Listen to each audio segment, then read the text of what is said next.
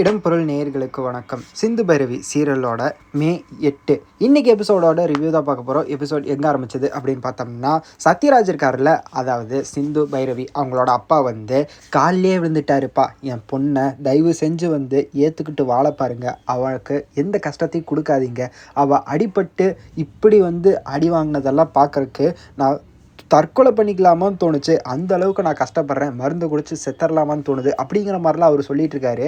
அதுக்கு சிவா வந்து அவன் வந்து இனிமேல் என்னால் வந்து உங்கள் பொண்ணுக்கு கஷ்டம் நடக்காது அப்படிங்கிற மாதிரி சொல்லிடுறான். போய் பார்க்குறான்ப்பா, சிந்துவை போய் பார்க்குறான். அவள் வந்து வழியில் வந்து கஷ்டப்பட்டுட்டு இருக்கிறத பார்த்துட்டு ஆயில்மெண்ட்லாம் கொடுத்துட்டு வரான். இனி வந்து நான் வந்து உனக்கு வந்து எந்த ஒரு டிஸ்டர்பன்ஸும் தரமாட்டேன் அப்படின்னு சொல்லாமல் அவன் வந்து நல்ல விதமாக பேசினான்ப்பா, ரொம்ப நல்ல விதமாக பேசினான். நீ வந்து சின்ன வயசுலேருந்து என் ஃப்ரெண்டு, இப்படி ஒரு ஃப்ரெண்டுன்ட்டு நான் வந்து எவ்வளோ பெருமையாக எத்தனை பேர்கிட்ட தெரியுமா சொல்லியிருக்கிறேன். ஆனால் நீ சொன்ன ஒரு பொய்னால் என் வாழ்க்கையே இப்படி ஆயிடுச்சு.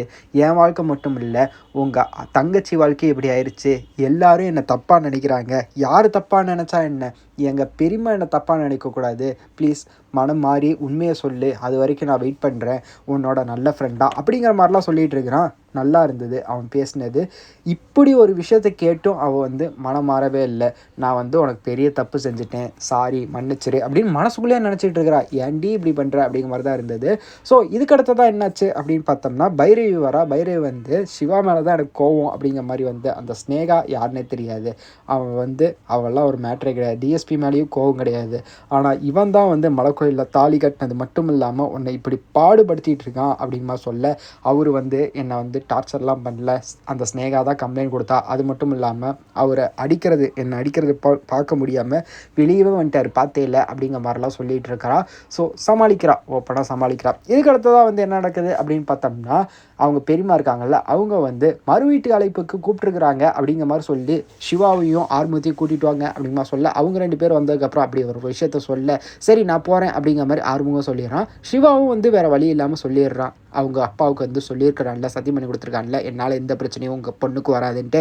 ஸோ அதனால் வந்து அவன் வந்து ஓகே நான் போகிறேன் அப்படிங்கிற மாதிரி சொல்லிடுறான். அவங்க அம்மா போய் பிரெயின் வாஷ் பண்ணுறாங்க. எதுக்கு நீ போகணும், போகலாம் வேணாம் அப்படிங்கிற மாதிரிலாம் சொல்கிறாங்க. அந்த இடத்துல தொடரும் பண்ணி முடிக்கிறாங்க. இதுக்கிடையிலேயே நான் முன்னாடி இருந்தே சொல்லிகிட்டு இருக்கிறேன், இந்த ஸ்னேகாவை தப்பானவ அப்படின்னு காட்டினாதான் சிந்து இந்த இடத்துல வர முடியும், அவளை ஏற்றுப்பான் சிவா அப்படின்ட்டு இருக்க.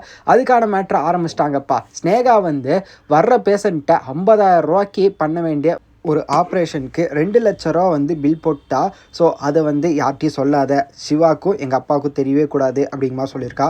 ஸோ இப்படி தான் வந்து அவளை கெட்டவளாக காமிச்சு சிந்துவை ஏற்றுக்க வைக்க போகிறாங்க சிவாவை அப்படிங்கிற மாதிரி தோணுது. வெயிட் பண்ணி பார்க்கலாம் என்ன நடக்க போகுது, இதுக்கப்புறமா என்னென்ன வந்து அவளுக்கு வந்து பிளான் பண்ணுறாங்க அப்படிங்கிறத வெயிட் பண்ணி பார்த்துடலாம் அப்படிங்கிறது தான். ஸோ இந்த வீடியோ பிடிச்சிருந்தா லைக் பண்ணிட்டு மறக்காமல் சப்ஸ்கிரைப் பண்ணுங்க, அப்போ தானே நாங்கள் போகிற வீடியோஸ் உங்களுக்கு ரெகுலராக வரும்.